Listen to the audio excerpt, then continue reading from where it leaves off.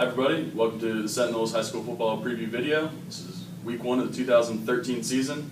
We just got done putting together what I think is our wonderful preview tab, and hope everyone picks that up in Friday's Sentinel. It was a lot of work, and suddenly football games are here for us right away. New feature we're doing this year is you, the fans, get to pick the game of the week in our area, and this year, overwhelmingly, the game that was picked was Carlisle and Mechanicsburg. Little crossover matchup between Commonwealth and the Keystone team, and Chris broke that down a little bit earlier today for tomorrow's paper. And what's the deal with that game? What's important for these teams? Well, number one for Mechanicsburg, they showed it last year. Playing in the Keystone Division, it's a very tough division.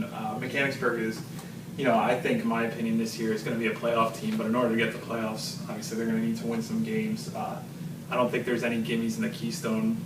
So it's important for them, like they did last year, to kind of get off to a 3-0 start. They have the talent to do it. They kind of have the schedule to do it, to go into divisional play 3-0. So in order to kind of stockpile some wins before they get to that tough Keystone schedule, they're going to need to get some wins there. For Carlisle, obviously everybody knows they went 0-10 last year. The biggest thing for them here is just to get a little bit of momentum going. They have a lot of guys back from last year who kind of have that bitter taste in their mouth, going 0-10. Nobody wants to go 0-10. So I think even more so important than getting a win here is definitely to get some momentum going. Coach Josh Oswald, he's all in on the run game, so it's going to be important for them to show that they're buying into it. The players are kind of into this wing T offense with Bamasa Baylor in the backfield now, back from wide receiver. They need to just show that things are working for them, they are progressing, and maybe get that win, whether it's week 1 or week 4 or anywhere down the road. They just need to show that they are moving forward. Right. And what do you think is going to happen in that game? Right now, I just think, Mechanicsburg is too tough of a team for Carlisle. Nothing against the Thundering Herd there, but last year I think I came into that game thinking they were more neck and neck. The score showed it. It was 14-7. Mechanicsburg wound up pulling that one away. But I just think Mechanicsburg is too tough a team for this Carlisle team right now. But again, I think the biggest thing for Carlisle is get some momentum going, showing that they're progressing, and maybe it won't show in the score, but right, making sure that they're still hold that confidence after week 1. That'll make it work wonders going the rest of the season. So we're gonna have Jeff Kaufman at that game, covering that to open the season, and then you'll be heading down to Shippensburg to cover them and their welcome in CD East. What's going to happen in that game? What's your breakdown? I think it's going to be a tough battle between two tough teams.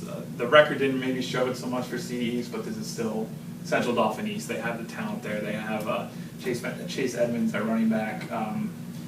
It'll kind of be an interesting battle between him and William Burt over on the Shippensburg side, 1,000 yards last year, going for his 3rd straight 1,000-yard rushing season. So I think it's going to be a tough test in week 1 for both of these teams.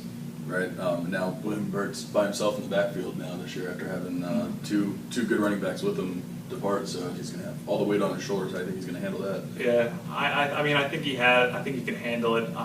His coach Eric Faust said that he's definitely going to get more touches this year now that he doesn't have Tony Johnson and Ty Cater back there with him.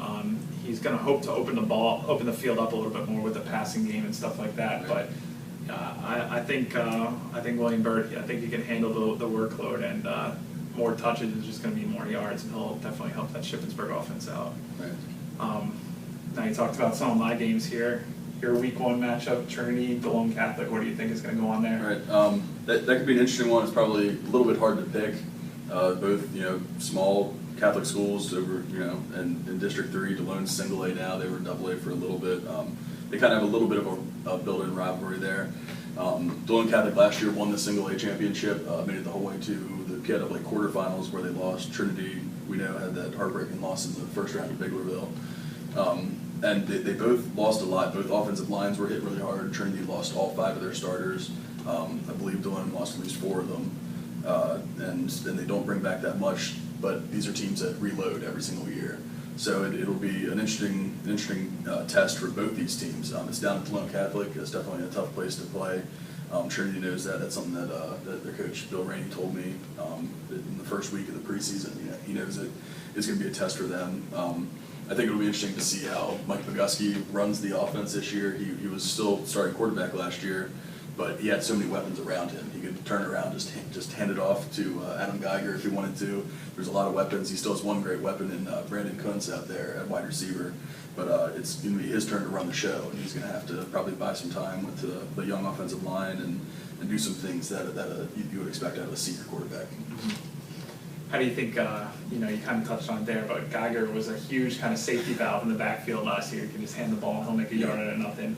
How are they reworking their offense there without a guy like that in the backfield? They're definitely expecting to throw the ball more. Brady is also, he's been pretty impressed with the 3 running backs that they are kind of trying out. John Miller is going to get the start in week 1 here against Stallone.